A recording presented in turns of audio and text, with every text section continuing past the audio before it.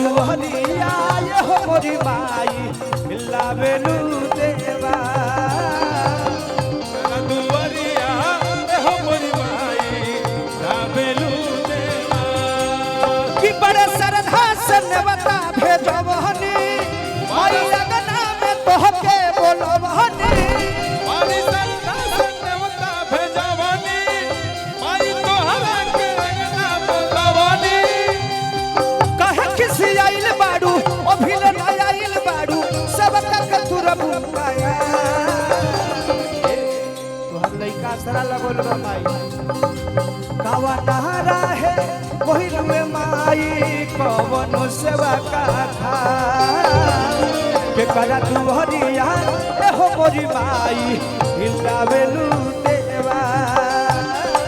के करा दुआरिया हो मोरी माई लावेलू देवा दुहरिया ए हो मोरी माई हिलावेलू देवा करा दुआरिया हो मोरी माई लावेलू देवा करी रे मोरिया जिया जिया नरमुंडा अकेला करी रे मोरिया कहे के युवा है आहले हूँ सात बहिनिया आहुति के बसवा है आहले हूँ सात बहिनिया आहुति के बसवा है कमला दुआरिया हो मोरी माई लावेलू देवा कमला दुआरिया हो मोरी माई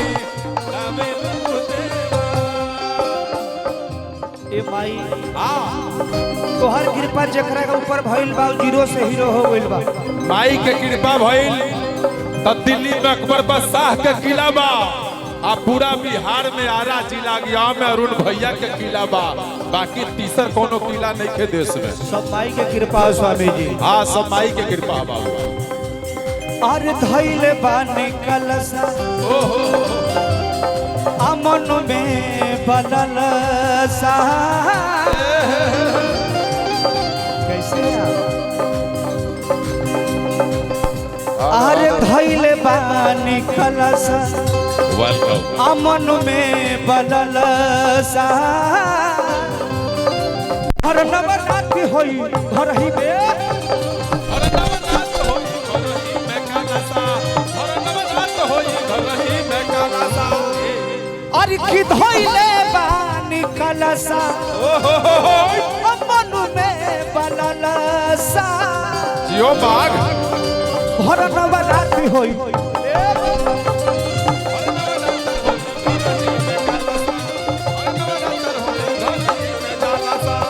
कि जनी करी हो मयरिया